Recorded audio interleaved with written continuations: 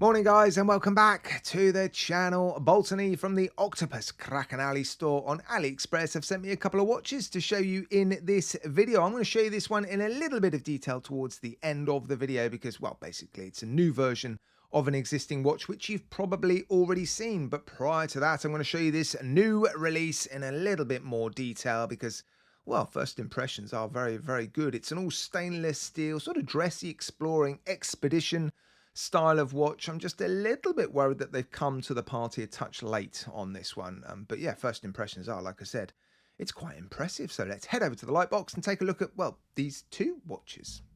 This is now the second all stainless steel sports watch by Baltany that I've featured on my channel in the last few months. So I think it's quite clear they're taking on the likes of San Martin and Chronos in the more premium all stainless steel sports watch AliExpress market. Have they done enough to persuade you guys to part with $220 for this watch? Well, the movement inside is the NH38. One thing I like about Baltany is they do tend to use the correct movements. So for example, if this had a date complication, they would have used the NH35, but there's no date complication on the dial.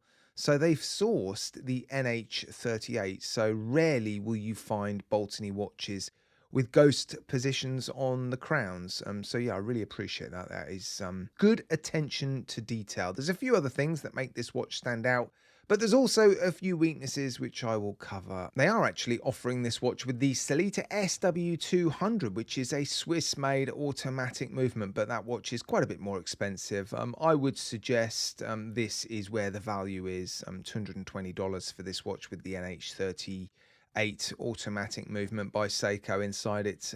Yeah, I wouldn't waste my time considering the watch with the SW200. As nicely as these watches are made, I don't necessarily think they can justify the additional cost to house the SW200 in them. So yeah, me personally, I would stick to considering this particular variation and this particular dial color as well. It looks like they're offering the two watches with black dials as well, but I like this brown sunburst dial. I was never convinced by brown sunburst dials, but then I was sent the Proxima dive watch with the coffee colored sort of brown sunburst dial, and that thing absolutely changed my opinion on watches with brown sunburst dials. So I was thrilled when I unboxed this watch and discovered it had this particular dial option inside it. Good balance on the dial as well because there's no date complication. 3, 6 and 9 indices on the dial. Who doesn't love a 3, 6, 9 dial?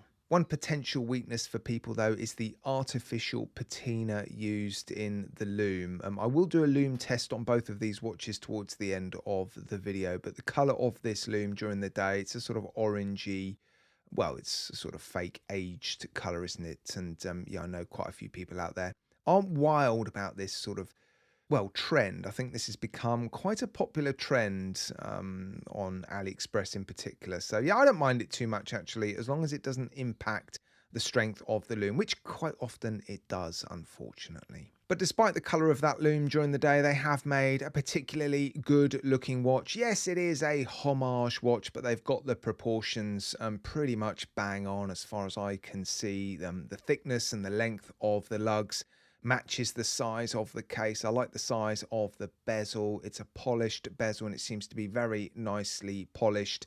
The polishing on the bracelet isn't fantastic. I'll come on to that in a minute, but the finishing on the case, the steel finishing looks really, really good. Lovely piece of double domed box sapphire crystal on this watch as well with AR coating. Yeah, fantastic piece of crystal. And yeah, like I said, the case finishing is really, really good. You've got circular brushing on top of the case, polished sides and a polished crown, screw down crown, screw down case back, 200 meters of water resistance, and the finishing on the dial, the hands and those applied indices seems to match the quality of the finishing on the case, although I have spotted an imperfection on this particular dial. Look, between the 2 o'clock and the 3 o'clock index, there's some sort of indentation on the dial. What a shame. You can just see how it is impacting and reflecting the light Yeah, that is a real shame, isn't it? Right, let's move on to the bracelet and the clasp. The overall specifications on this watch are really, really good, which is fairly typical for Baltany watches. So solid end links, solid links, screw pins, and adjusting the length of the bracelet was really nice. No issues whatsoever with the screw pins. Would be nice to have a signature or some sort of logo on the clasp. That's always nice. But yeah, the clasp is actually, yeah, well, it looks beautifully done actually, doesn't it? And there's this sort of weird polished chamfered edge on the underside, which I guess is designed to aid with a bit of comfort, because that is the bit that touches your wrist. And one thing I have found though is the clasp is a little bit stiff. That might loosen up over time, but yeah, I just find you have to put quite a lot of force into engaging that clasp. But it is a nice clasp. 3 micro adjusts, nice finishing, decent steel brushing and polishing on those chamfered edges, double pushers, no safety latch. Yeah, overall it is nice. And one thing I have noticed though, the polished surfaces on this bracelet, because you've got brushed outer edges or brushed outer links and polished center links, the polishing isn't quite up there with the polishing on the case. There is a little bit of streaking on these center links, which is a real shame. I would have preferred this bracelet to be fully brushed, but they've gone with polished center links. I guess it gives it a slightly dressier look, and ties it in with the polished bezel, I guess. But yeah, for most people, I think they would have preferred brushed center links.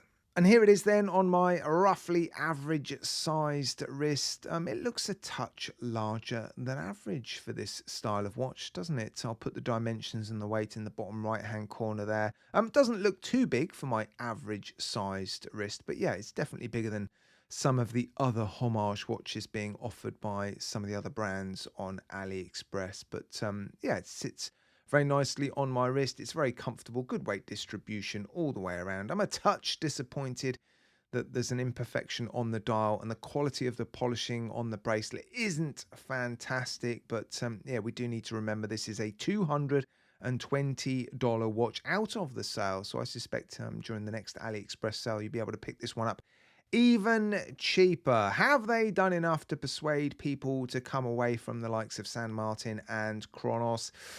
I'm not sure. I think if you like this particular dial variation, the brown sunburst dial, and you like the fact that this bracelet has polished center links, then you might be persuaded to pick this one up. Yeah, I think it represents good value for money. But like I've said already, this is a fairly busy market already. So yeah, you're going to have to love this watch, I think, to be tempted to pick up this one. Right, let's now turn our attention to their latest Bubbleback homage release, which houses the Seiko VD78 quartz movement. You've got the running seconds hand in a subdial at the 6 o'clock. They've been using this particular case for a while now, producing lots of different watches with this case, but this is the first time they've paired it with this movement and a gold bezel or gilt bezel and gilt crown. The case is stainless steel, the case back is stainless steel, the buckle on the strap is stainless steel. They've paired it with a fairly nice sort of tan or brown leather strap, and yeah, you've got some numerals printed onto the dial.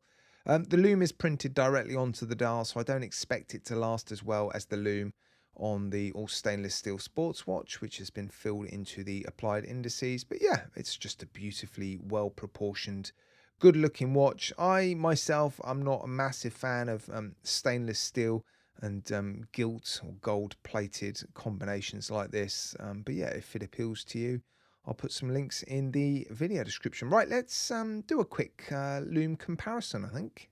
Right, I'll do the usual test. I'll let the lume degrade for 5 minutes and we'll see how visible it is at the end of those 5 minutes. Right, the 5 minutes is up and the lume on these two watches is actually fairly comparable. The watch with the lume printed directly onto the dial has lasted pretty well. They're both still fairly visible. So yeah, I'd say average, maybe fractionally above average. It's not bad, it's not amazing, it's just good, I think. Well, there you have it. That is two of Baltany's latest watch releases. An all stainless steel sports watch on the left and a vintage retro inspired Bubbleback homage on the right, housing a Seiko quartz movement. I'm sure they'd appreciate some feedback in the comments section, guys, and I look forward to reading your comments. As always, a massive thank you from me to you for tuning in right to the end. Cheers, guys. Take care.